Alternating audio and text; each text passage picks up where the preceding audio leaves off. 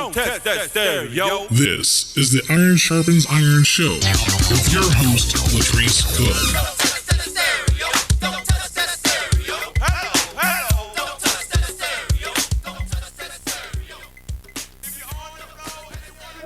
Good afternoon, KAZI listeners. You are tuned into the Iron Sharpens Iron Show, and I am your host, Latrice Cook, trying my best to get ready to be in here and give you some flavor in your ear.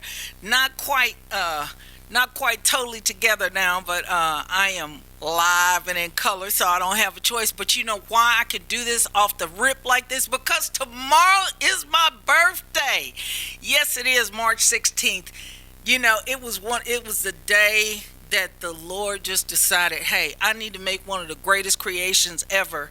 And he smiled down and looked at my mom and my dad and said, you know what, we need a Latrice in the mix. And so here I am, almost 59 years later, here, and just thankful for life, health, and strength that we so much need in this day and age. So yeah, so here we are on this wonderful Wednesday, March 15th, with you, our listening audience, to talk about the things, people, places, and resources for persons that have been previously incarcerated in their families. And so that's what Iron Sharpens Iron is about.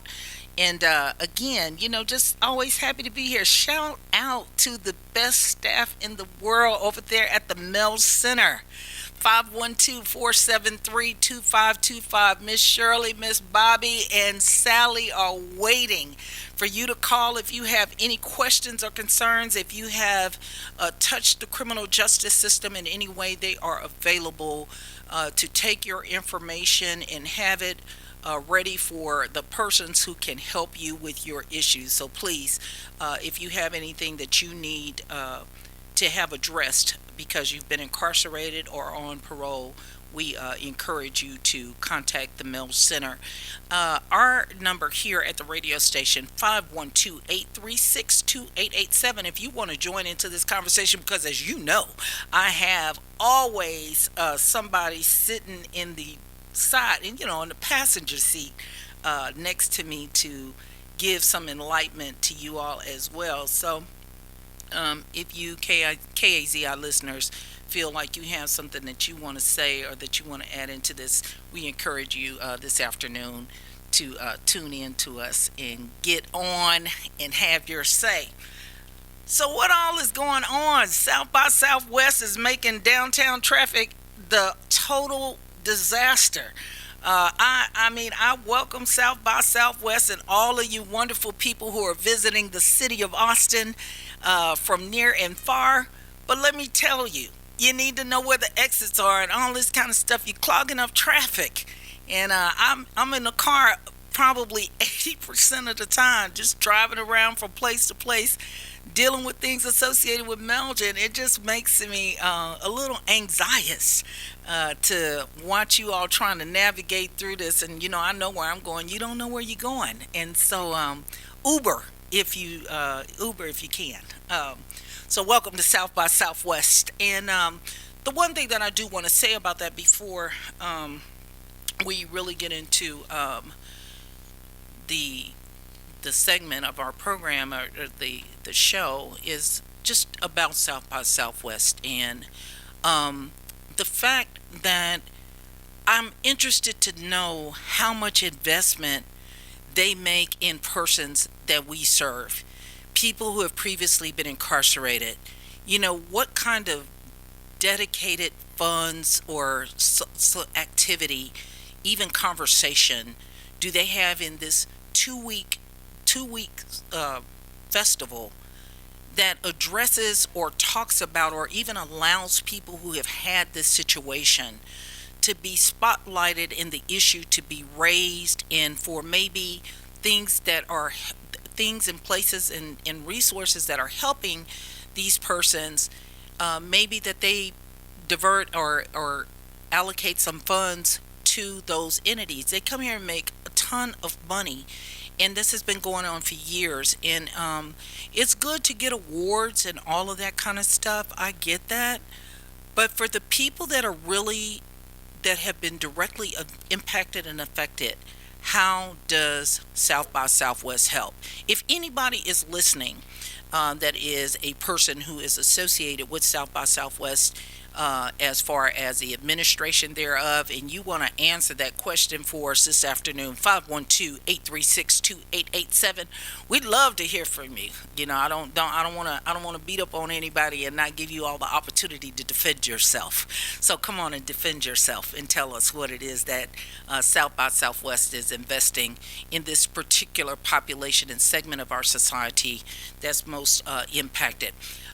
Also, if you are one of the people, we had a person who called on last week. We had Urban Alchemy, a revisit of that show, and one of the people had called about housing and stuff, and I spoke with her on yesterday, and I'd like to just readdress that for people who may have heard that show, and I want to provide some clarity. Urban Alchemy is the organization that took over the Arch, and so they are providing a more of a localized and organized, a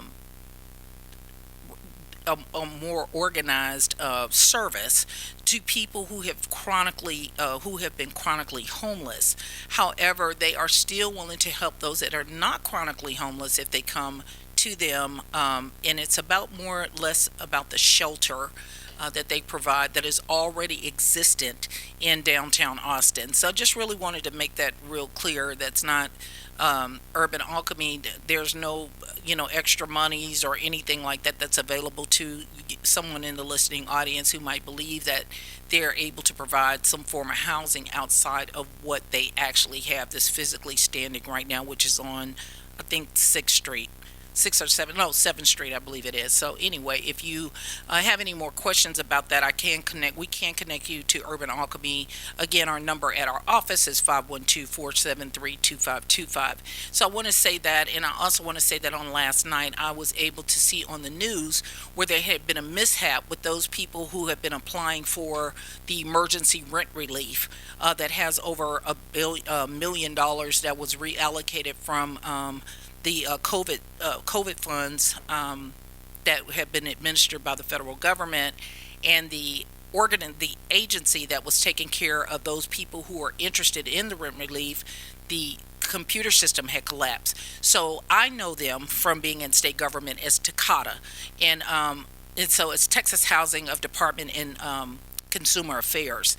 And so they did say on last night that the system was back up and that they were going to be able to help about 15,000 families who were facing eviction or something of that nature. So if you need that information, I saw that on KXAN. They had a pretty big spiel about what had happened as far as the phones being down and people not being able to get their applications in, but that should be up and running. And they said if people had questions, they do have a number that you all can call. I don't know what that is. Please don't ask me. I don't know. But if you call the office, I bet you Miss Shirley or Bobby or somebody can tell you what that is. So you can always call to try to get some information about Texas rent relief. Michael Duque was born and raised here in East Austin. Michael was troubled as a youth and got locked up at 16 in Texas Youth Commission. He got out and started doing some local rapping and production.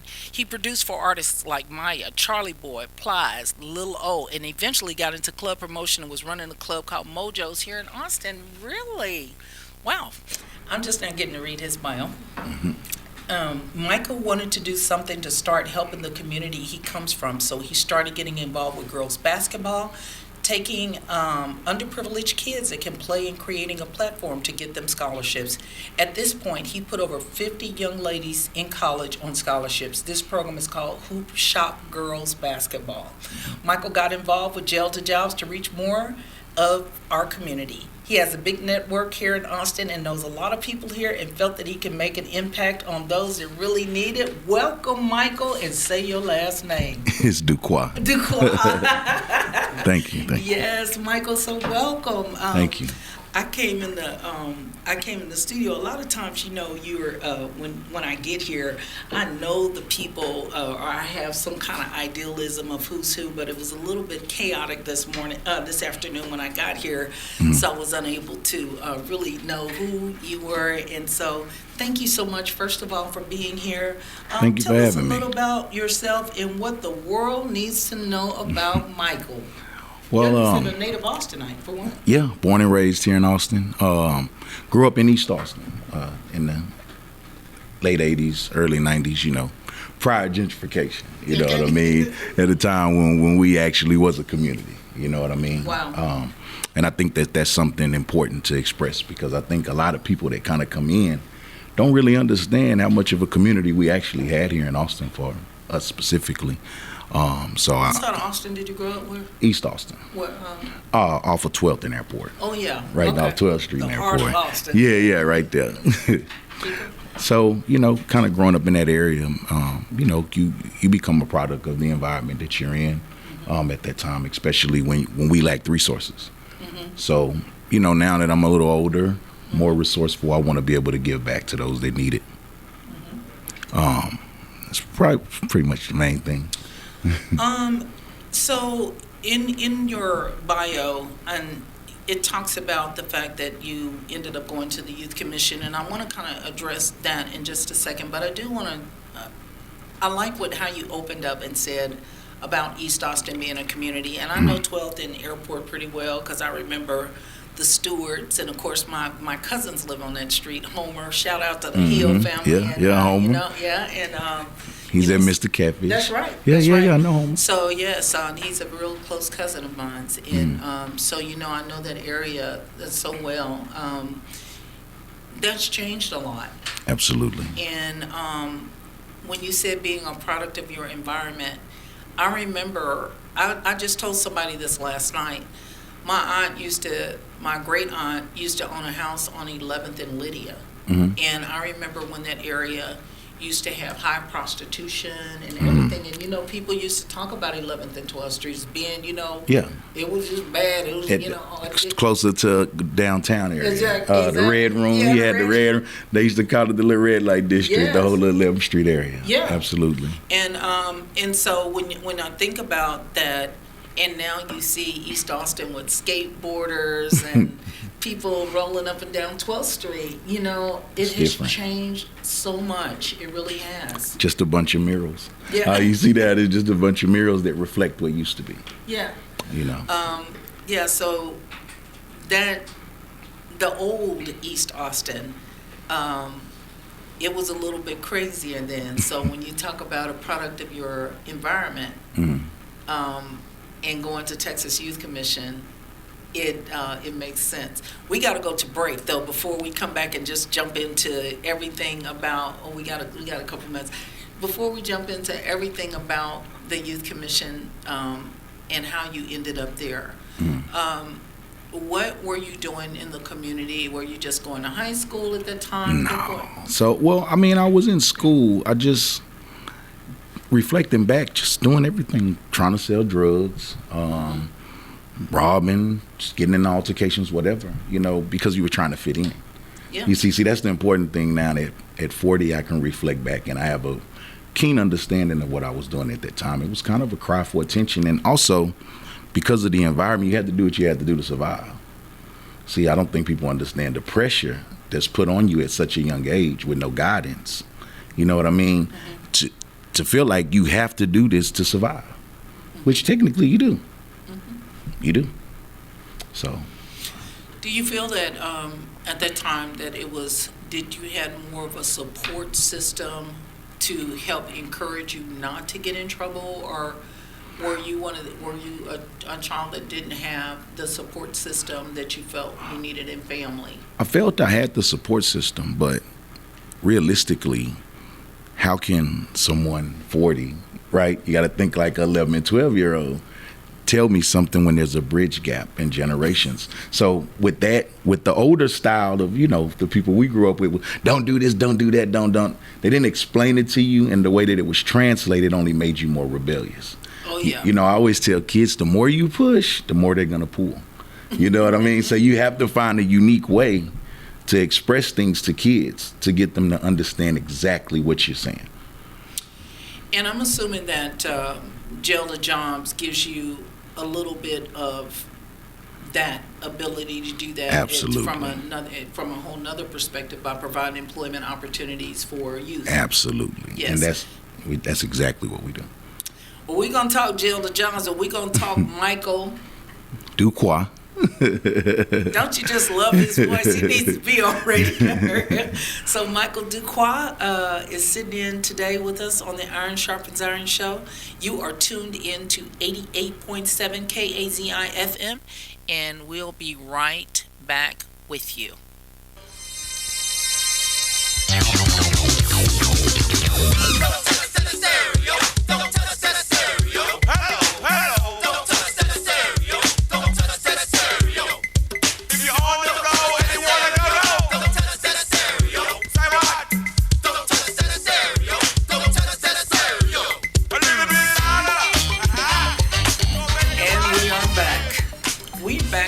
With Michael Duque in you the got mix it with us. Yes, I do. I got it finally. And he is in here in the studio with us today on the Iron Sharpens Iron show. 512-836-2887 if you'd like to join in the conversation. Still waiting for somebody to call from South by Southwest too.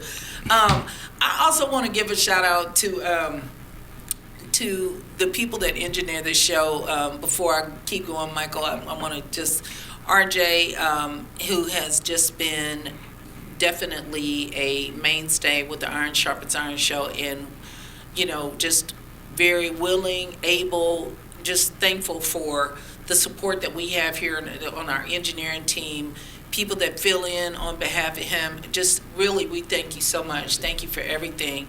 And I have a wonderful assistant who travels with me everywhere, and she's been sick and she still has to go everywhere. So shout out to Serafina, who is not just wonderful because she's my assistant, but she's also from my hometown. So we're Chicagoans for real.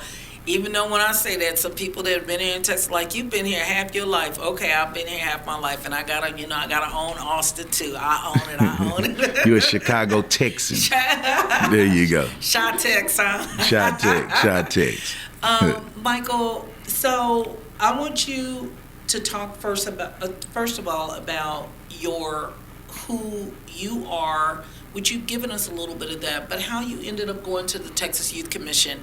For those that are listening, Michael is a native Austinite, as he shared with us earlier, and I just kind of wanted him to tell you about where he went, what he's gone through, and where he is right now. Right. So I ended up at Texas Youth Commission just doing dumb crimes, just committing crimes, like I said, selling drugs, robbing, just kind of getting involved in different things out there in the streets that I had no business getting involved in. And I kept getting locked up. And eventually, they sentenced me. So I did my time, and I think that was probably one of the best things that happened to me, because I was able to get out of that environment and see something different. See, I don't think people really understand, like, when you're underprivileged, you don't see anything. I don't think I left East Austin until I was about 12. You know what I mean? So all I knew was the environment that I was in. So, like, I didn't really understand. So, being locked up, you get outside of that environment, started reading, seeing encyclopedias and stuff, realizing that it's like this big world out here, even though, again, you're so confined in this space, you don't realize that it's a world outside of this. And started reading and learning about different places, and I really got into reading Black history books and different things like that, and I started learning so much. And when I got out, I didn't want to do those things anymore, and so I got out and I wanted to graduate. I wanted to go back to high school, graduate. I did that. Wanted to do music. So after I graduated from high school, got real serious about music, started rapping locally or whatever. So do you know Nook? Of course I know Nook. Listen, look, Nook a legend, man. Yeah. Nook put us all on stage. Look, I'll be 14 that jump on it in the 90s. Like, a shout out to Nook for real, man. Nook created a platform for us youth at that age, man. Those Wednesday nights at Rosewood Park was legendary. It was amazing.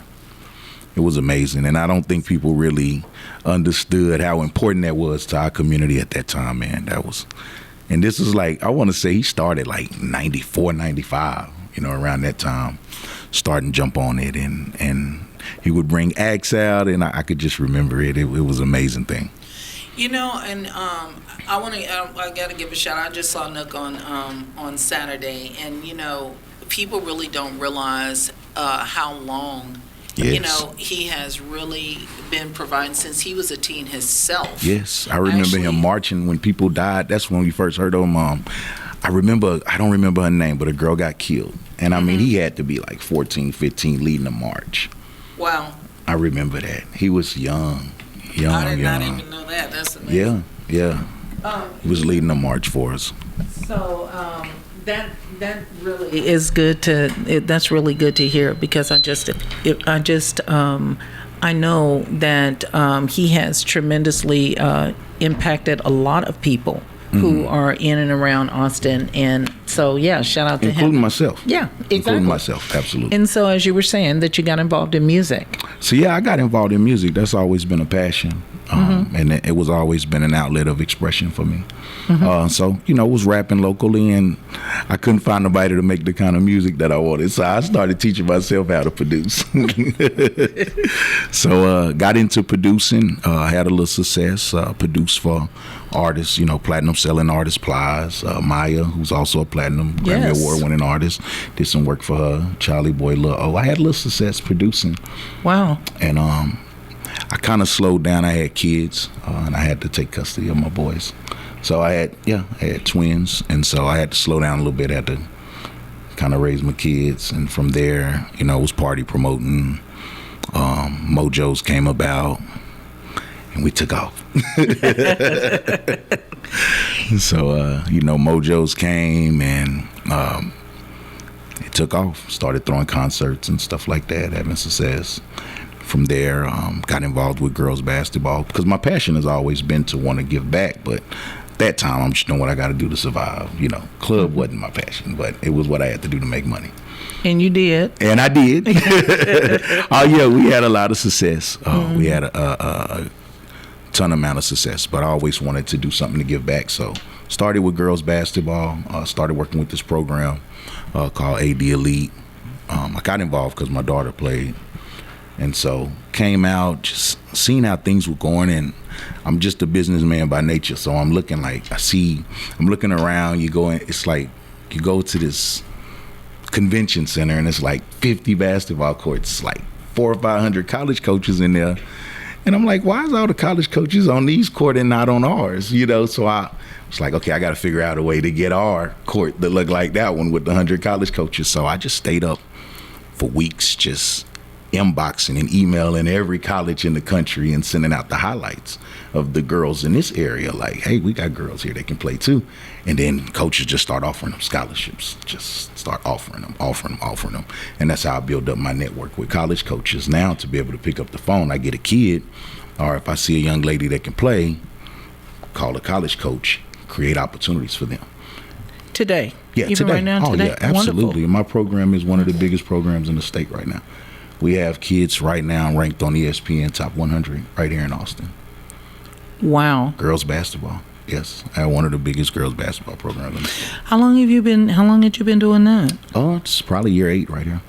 That is wonderful. That's excellent. How do people get to you? How do people are able to let their children know? Or word of mouth. I run a lot of advertisement online, and I do real guerrilla recruiting. So we go out to games. I'm coming to games. I'm recruiting kids. I'm speaking with parents and inviting them out to workouts, and just seeing what they can see exactly the work that we do. Wow.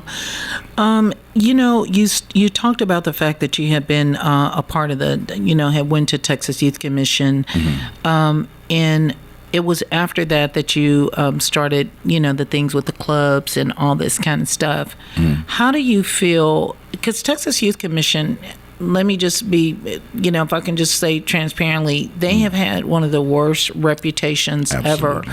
ever. There has never been, there's always been a lot of negativity surrounding, the people that basically they, get the kids on different types of medication and stuff like that so that it will make them stay. But there are other people like yourself who have said Texas Youth Commission saved their lives and that they really learned something different. And I thought something that was really interesting that you said also was that it got you out. It let you see that there was life outside of Austin, Texas. Absolutely. Do you believe that it impacted you to be in the work of redirecting youth more because of your experience at Texas Youth Commission or your experience as a kid, period? I think all of it, and even having a mentor. See, I had a mentor when I was there at Texas Youth Commission. I had a mentor that was real detrimental to my growth, and even to this day, we still talk weekly, and this has been a 30-year relationship. You know what I mean? So that's been something that's been real impactful, and I believe in paying it forward, So that is something that inspires me. As the Travis County Director, what are some problems that Travis County may have that other counties don't? As far as in the line of work we do? Yes. Man. So I would say... Now, wait a minute. Now, you need to remember you're a lifelong Austinite. So that means that you're a lifelong Travis Countyan. Yeah. So yes. I want you to answer that question knowing what you know as a resident first and then as a person that's a Travis County Director. So I would say, to be honest with you, I try not as a director. I'm going to speak as a director first. I don't really worry about what's not and what's not. You know what I mean? What's happening and what's not happening. My job is to do my part to make sure that I can close gaps and make it happen. Absolutely. So I never really put any thought into what's not happening. I just think about what it is that Jail to Job as a program offers. And my job is to fill in the gaps and create the opportunities for these youth that we serve. What is it that you all provide for the youth that is unique, makes Jail to Jobs unique? Man, so I think what makes Jail to Jobs so unique is that we look for it specifically for at-risk youth, for youth that are at risk between the ages of 17 and 25. We take them in, we offer them mentorship, spiritual mentorship, and also we give them jobs. We have curriculum. We pay them as they go through this whole process. We have curriculum set up to prepare them for the real world. We teach them on things like healthy relationships, time management, things that they may not have learned in their day-to-day living. And keep in mind, they're getting paid as they doing all of this. Put them through a phase system. And once they graduate out, we push them into a trade. So everyone that leaves Jail to Job, you leave Jail to Job with a trade. You don't just come here and waste your time and get paid. You come here, you're going to either get your CDL. We have a partnership with Mazda, with Roger Beasley Mazda, where they take on people after they come in, work our program. They put them in mechanic school for free. They also pay them as they do it. We have something set up with the workforce solution for CDLs, CNAs, RNs, whatever. Like, we have a huge network of people that we use to push our youth into careers. As we continue to go through, you'll be able to do this again, but as people are listening, how can they contact you just in case somebody has to get off? What is the contact number? You can go to jailtojobs.com. We have the main number on there. You can go to the website. It has the number on there. My information's on there. We have different counties. So we have a director for Williamson County, and then we have Travis County, which is primarily where I'm at. If you got people in Wilco as well, we can reach you out there as well. Okay. Do you have that number? Yeah, I got the number. Yeah, so okay, I'm going to give you a chance to find the number. Yeah, we have a main number that's on our website you can call, which is 737-234-5627. Say that number one more time. 737-234-5627. How has Jail to Jobs changed the community? So, primarily at this point, I'm going to speak on the community that we're serving specifically, which I want to get into, which is Georgian Acres community. So we have a partnership set up with the University of Texas and the city of Austin, and we provide free rides to everyone in that community. you can call. We have a number. It's called Smart Hub. It's called the Smart Hub, yes. And I get that number for you too. Okay. So if you're in the Georgian Acres community or anywhere around, even in this area where we're at right now, you can call that number and book a ride. We'll come get you for free and take you where you need to go and pick you up. So and that is not just for people that's 17 to 25. No, this is for anybody. Yes. Wow. We have a hub set up with free Wi-Fi. They can go to do jobs. Has a charging station. Have bikes. And this is in the Georgian Acres community. We want to serve the communities, like I said, here underprivilegedly is what Jail to Jobs is doing, and I love it. It's an amazing. I love that. It's an amazing place. I love it. When did you all start doing the Smart Hub program? Smart Hub, we launched it in November. We've been doing it for about 8 months, but we just launched. Okay. Yeah, we just launched, and I mean, we're booked up. We're booked up every month. In the Georgian Acres community, we do a clothing drive for free, coat drive just last week. In Georgian Maine housing projects, we did. So we have a program set up called ATX Peace. So what we are, we have a violence prevention program also set up inside of this. And what this is here for, we're looking for someone in the community, in the Georgian Acres community, that we like to call, he's basically like a liaison. Someone who can try to not prevent violence, but try to stop it before it happens. We call them a trusted messenger. So we look for trusted messengers in these community, and we ain't the police, so we ain't telling you to report crimes and stuff. And we actually pay them just to try to bring them down, because we want to try to bring the violence down in this specific community. Right now, we're in the Georgian Acres community. We cover everywhere, but we're focused on trying to clean this neighborhood up as much as possible. Okay, so I love this. I'm about to fly on my seat here. So first I want to go back to the part about the ride assistance for Georgian Acres in just the immediate vicinity. Yes. What time is that services provided? So the Smart Hub is open between 8 to 5. 8 to 5. So anytime between 8 to 5, someone need a ride, you can call, book it. We'll send somebody to come pick you up. We have regulars that we take back and forth to the store, doctor's appointment, elderly people in the community that can't get rides. We have people that's been with us for a while. That's Do you regular. all have any piece of that will, it's a person that you wouldn't pick up? Do you all have anything like that, or do you just provide? I mean, if you're acting crazy, of course, you know, we have the right to refuse if you're putting our driver or someone in an uncomfortable position where they could potentially be harmed. Okay. Then we'll refuse. But we're trying to help people. Why Georgian Acres? Why did you? And it's very interesting because when I first bought Melch to Austin, that was an area that we had a lot of parolees in. Because statistically, that is the most crime-ridden area in Travis County. That is one of the roughest areas in this city. And I need to figure out what district that is, because we need to talk about the council person for that district, but we'll do that on another time. And then you said ATX Peace. Yes, that's a program. That's a part of that too. Yes. And that basically is empowering somebody in the community who has decided, hey, you don't want to help with this violence thing, and paying them. Yes, we pay them. Wow. We pay them to do it. All they're doing is being a liaison and being an active person in the community. We're trying to bring the community feel back. This is the person you can knock on the door. Hey, I need this.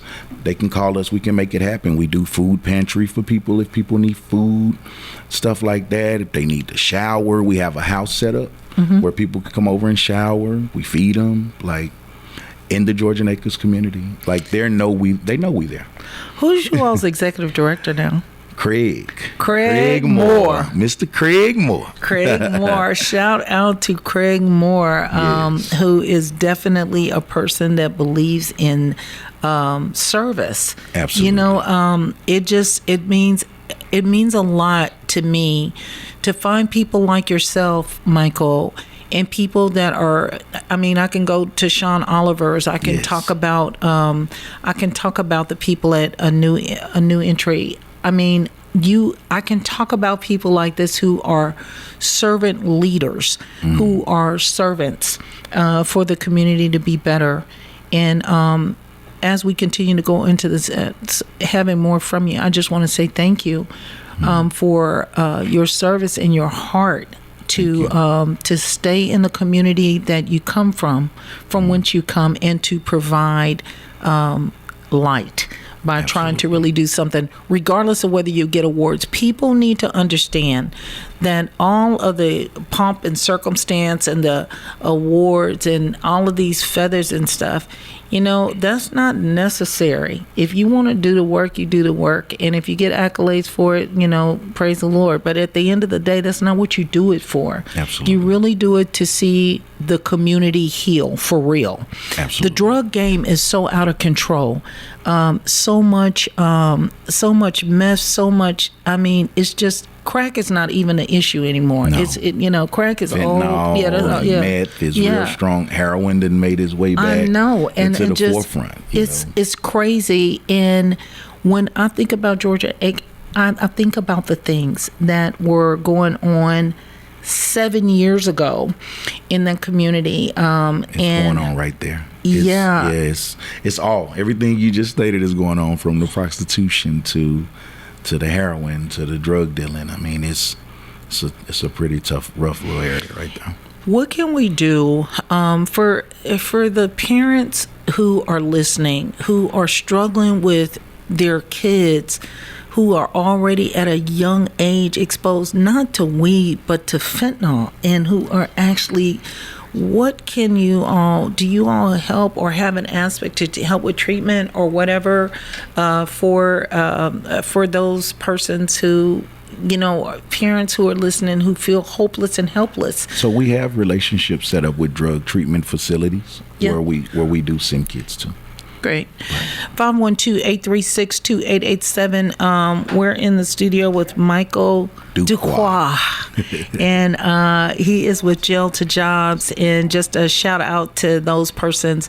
We do see you all calling. We're going to try to get you on here, caller. Caller, thank you so much. You're on the Iron Sharpens Iron show. Caller, are you there? Hey, what's happening, little mama Latrice? How you doing? Hey, I'm good. Who's little mama? Oh, Lord. Well, that's my, I'm just greeting you. What's happening, Michael, Captain? How you doing? Oh, I'm the coach, man, maintaining. I was just sitting there ear hustling on the radio, which I was having dialogue on, and you brought up TYC shit. I went to TYC May 29, 97. Mm-hmm. Correction, 96. Did 4.5 in Getting State School. Mm-hmm. I hopped out I was about 18. January 24, 2001. And, TYC, when I went, it was treacherous, It was every man for themselves, and, people was on geographical time, Dallas, San Antonio, Austin, and all that, to where, my experience was in there, I had to get down with the program, you know what I'm saying? And I had a bunch of run-ins, man, and the lane I was, I was in gang banging, all type of stuff, with 6 O's and stuff, to where when I did hop out, I was on the east side when I was around about 18. I'm originally from the south side, Meadowbrook. Mm-hmm. And, my hood, migrated and changed. So I had to place my foot on the east side, and the east side was still thumping, as far as, black folks and stuff. You know what I'm saying? And what you was talking about as far as the frequency you move off of, I'm vouching for that. So I just wanted to chime in one time and, speak my piece on that.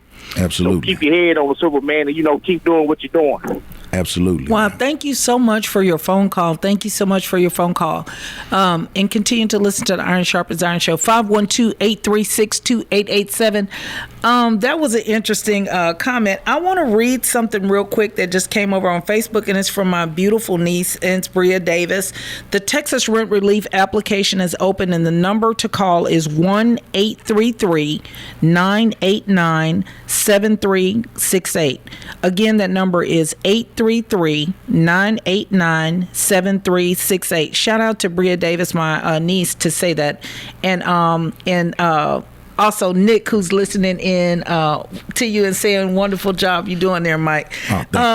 So we were talking about some of the things that you all do, the daily meals, bill assistance, weekly grocery, short-term and long-term. Mm-hmm. You want to talk a little bit just about the programming, the other parts of the program, and then we're going to go back to Michael Duque. So as far as the other things at Jail to Job? Yes. primary, like I said, the biggest thing for us is we want to help the youth.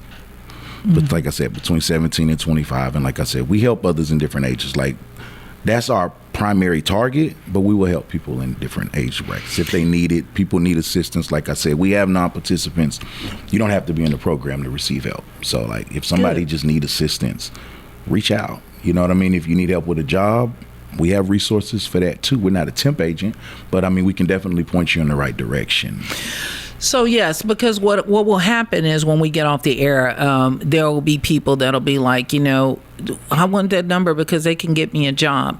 No. I think that people really need to clearly understand when all these organizations are getting funds or whatever, and they're saying they're doing workforce development and all of this, crocker crew nanny.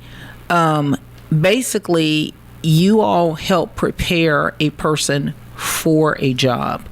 And you all will help with the job placement if it is a job that they fit and they are a partner company with you all. Is that correct? Well, if they're at-risk youth, if they're like an at-risk youth, we got a job for them. Okay. They'll work directly for jail the jobs. So nice. we hire people. We hire youth. You know what I mean? So it's all on a need to need basis. Mm-hmm. So if you come in and you fit the criteria, then you can be hired. Absolutely. We'll hire you and pay you and put you through our program. Okay. How long is the program? We try to do between 6 to 9, but we done had some stay for a year. You like getting that check? Yeah. Well, whatever it takes to kind of rehabilitate them. Absolutely. You know what I mean? Like, we want people to come out and be successful in society. We don't want you to just be here and say, I just wasted 6 months of my life. No, we want people to come out, get out with a career, and be able to provide for their family long term. Do you all have internal access to the Gardner Betts Center? So do you Absolutely. all actually have Yes. Okay. So we have access in there. We're working on getting access to the jail now. Speaking of Sean, shout out to Sean Oliver. Yes. Been really helping us out. Getting access to certain things like that. So yeah, we have access to those places. We deal directly with the judges, with judges here that serve youth. Shout out to Coach. Shout out to Judge Brandy. Oh yeah. Miss Mueller. We deal directly with her and others. Judge Hernandez, and we work with them because they're the ones that deal with those kids or those young adults. They deal with the young adults. So do you feel like because of your experience, does it make you really try to ensure that Jail to Jobs is doing what they say that they're going to do? Absolutely. And yeah. Absolutely. And they do. I mean, we have a great team. Like, seriously, I know a lot of people say that. Now, we really work with I really work with a great group of people like Craig Moore, the founder, Chris Haskin, Eddie Franz. I mean, a great group of leaders. Shout out to those folks. Yes, shout out to them. Those are our leaders. You know what I mean? And they really are sincere about what they do. So, I mean, we all keep each other together, and like, it doesn't feel like work. It's not work. And that's when it's good, when you're doing this and it doesn't feel like work. It's not work. I always think about just the fact that I've been doing the work of working with, being a resource provider for people that have previously been incarcerated for 20 years. And although I feel like today and this past month, it has felt like it's been 20 years. Most of the time it doesn't feel like work, and it almost comes naturally to want to help and to be able to help. What is it about Michael Duque outside of Jail to Jobs that still feeds the need of servantry in you? What is it? What else does Michael Duque do? I could say what feel the need is, I think, if like, you got to be honest with yourself, is filling the void. Filling the void. Sometimes I think that we don't really think about childhood trauma so much. Sometimes our childhood trauma, right, it can trigger you left or right. What I experienced made me want to do right. I didn't want to do drugs or anything like that. The trauma that I experienced as a child is what keeps me motivated to want to help others, because I don't want them to experience what I went through. I think don't get me wrong. Like I said, I had a support system growing up. Like, you know, my family was very supportive. So I don't want to paint the picture like I didn't have support. You know what I mean? My Aunt Georgie, I had cousin Otis, so many family members, my cousin Sonia, like so many great people in my life. But that didn't heal internally, right? That was support on the outside, but that didn't fix the little broken kid inside of me. You see what I'm saying? And I think a lot of times, I think that's real good what you said about childhood trauma. I think many of us have had things that have happened that our parents probably didn't even think was traumatized. Yes. I mean, I'm still traumatized by the fact that my mother used to literally sit on me and give me a whooping with a belt. And I was probably, I probably weighed 10 pounds and she weighed 1,000. And, and I remember that, but it was I say all the time, if we were living in the times that we live in now where kids could call on CPS, my mom would have been in jail because it's different. And in black kids specifically, we experience other traumatic things that some kids really don't. Just like I'm saying about getting spanked. A lot of people have said they've never gotten a spanking in their life, and I'm sure my granddaughter can probably attest to that. We got to be young spanked. Yeah. Get the switch. Yeah. We got hit with whatever was around. But I don't fault them because they didn't know any better. No. That's what our parents and grandparents seen growing up, and they were taught. But see, if you want to get deeper, that all trickled down from what? Slavery. From what we seen and experienced through then. You know what I mean? Yes. So I don't fault our parents. We're in a more passionate time now where we're growing in a time where passion is more, accepted. They come from a time where you had to be hard because the battles they was fighting once they walked out that door. Yeah. So grandma had to raise her daughters to be tough. You see what I'm saying? Yeah. She had to raise them boys to be tough and teach them how to be careful. So I understand. I don't fault it, but it created trauma for us. And I feel like even as a parent, I feel like even though I was more of a modern day parent, if I can say that, I still taught my kids that same, my rearing, I literally gave to my kids. Probably less all the beans and whatever, but I gave them that because you do have to be tough. And think about what we were talking about in your position now and with Jail to Jobs, going into the communities that we are doing the work in. We have people that are really, really not only have a felony background, but they actually they are addicted to these terrible, terrible, terrible drugs. Absolutely. And we have to work with them. Yes. We have to work with them, and we have to also try to help them to get clean and to find self-worth after addiction. And it's tough because you see them doing so good and then they fall off. Yes. And you like, man, you were doing so good, and you got to learn to keep your feelings. Sometimes you got to put your feelings in your back pocket and take care of business. Because sometimes you can become emotional seeing their struggles and like this is a good person. But they're battling their demons, and those demons are always triggered by trauma. I think that it's so important that we should talk more about trauma, like the childhood trauma, and people use drugs as coping mechanisms to deal with those things. They use alcohol, they use eating or whatever to cope with trauma. 512-836-2887. I think that's something that we all think about is when you do have somebody that you're helping and they fall off. Yes. And how it just is like, oh man, you were doing such a great job. So how does Jail to Jobs, how do you all exercise redemption in that particular just keep working space? With them. Yeah. Just keep working. Just keep working with them. And until they get to a point where you can't help them, of course, we can't walk for you. But as long as you take them 2 steps forward, we'll take 5 for you. Absolutely, we will. People who are listening, and just a real quick summation of what a youth could expect once they came inside your door. What do you all do? So you come in, you're going to expect love. No one's going to treat you like a a stranger. You come in, it's all love. We got great managers and coordinators over there specifically for the Travis County facility. Shout out to Abel and Ernest. Those guys are part of my team, man. They work so hard. Abel's probably one of the most genuine people I know, who sincerely cares about helping each youth, and he do. You come in, we get you in, do an intake, and then get to talking to you and learning more about what you like. I'll speak with them and see the different things, what direction they want to go in life, and I start using resources to figure out how to get them there.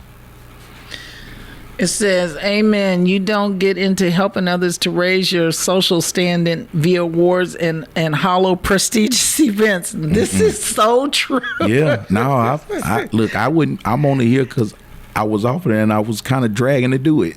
Really? Yeah, because that ain't what I'm about. I don't post about that type of stuff on my Facebook or nothing like that, I do what I do from my heart. I don't need. I love that. I don't need, rewards or pat on the back. Like, if you look at my girls' basketball, you ain't gonna never see my face. Nobody knows I run the program. I know. I mean, yes. I don't care about that. I mean, that is interesting because for as long as you've been doing it, typically people do promote themselves as the person that I'm the one type thing. And so that's very interesting that you would say that. Yeah, no, you don't. I feel like when it's genuine, you don't have to promote it. Right? Like I was telling my daughter last night, you're remembered by, I always say, and I heard Pastor Freeman say this one time, living for the dash. You're remembered by what shout you do during Deshard. that dash. Shout out to Deshard, man. Yeah, shout out to Deshard. He said that one, which is a good friend of mine. We grew up together. Really? And he's one that can attest to my struggles because he was, even when we was kids, him and his mom, Miss Marshall, shout out Miss Marshall, did so much to try to help me. And they would come get me and take me to church, and I just was too gone. But me and Pastor Freeman grew up together, really close friends as a kid. Yeah, he's really actually his wife was my sister's roommate in college, Kayla. She's such a gifted and anointed singer. Oh my God, both of them are really, and so shout out to them. And you can tell, and just to back on Freeman real quick, you can tell he was born to do that. What he's doing. Yeah, he's been that way since he was a kid, though. Really? I've been knowing him since. Yeah, he's been that same intensity about and passionate about what he does at 13, 14 years old. Wow, like he was genuinely built to do that. So I'm proud of him. We talk all the time. Yeah, my boy. But yeah, so no, I believe that you're remembered by what you do during that dash. That's all that matters. And what you instill in people, the morals, the values, is something that keeps your legacy living on for 100 years from now. Like the thing, who me and you are today is a reflection of what someone taught our parents. That's right. 100 years ago. And I want to leave that kind of impact. I don't care about accolades and stuff like that. What is, as we're winding down, this is, I have to bring you back just because you have such a wonderful radio voice. You can sit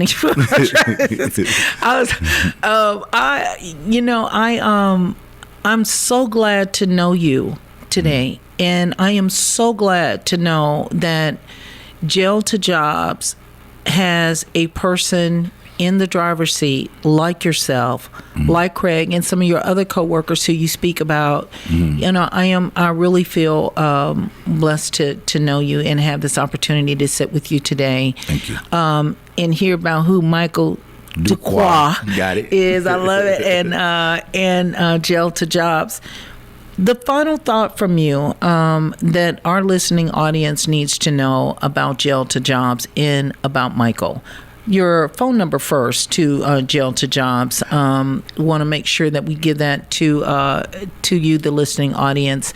And if for any reason you need any other information, you can contact our office mail center at 512-473-2525, and we'll be happy to give you the information. And for those callers who called and we missed you, we'll be back here same time, same place next Wednesday. Go ahead, Michael. Absolutely. So I would say my final thoughts is that always remember, for those that are struggling or anyone that have kids that are kind of at risk and just need mentorship and just need guidance, you have resources. Don't be afraid to ask for help.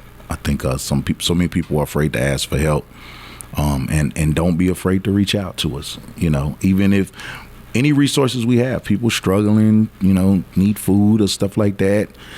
if we can't do it directly, we at least can put you in the right direction. We're a great information source for certain things, for all things community primarily.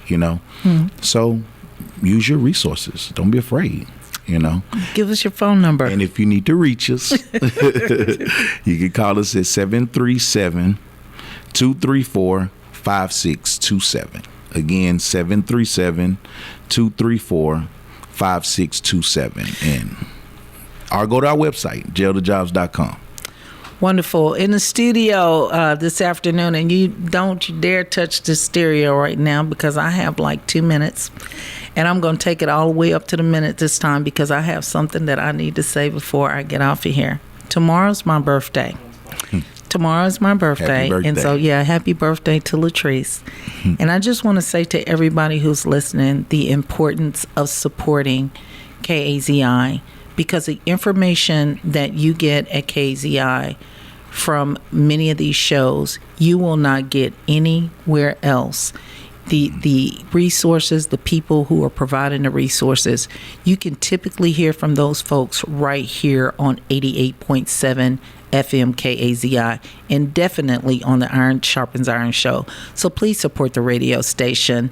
And if you really care about the show and you care about Latrice Cook, you will give that $40 donation. Send it to KAZI today, and we will be back with you next Wednesday, the same time here on the Iron Sharpens Iron show. Shout out to my family, my son who is in town from Houston, the infamous Kuyan, Samira, all the kids who are out for spring break. Hope you all are enjoying your spring break. Have a safe time. And shout out to Devin, who has been one of the best media persons ever. Devin thinks he's leaving, but he's not. But anyway, just give a shout out. That's it. We're done. As we say here, your success is important to us. Thank you, Michael. Thank y'all.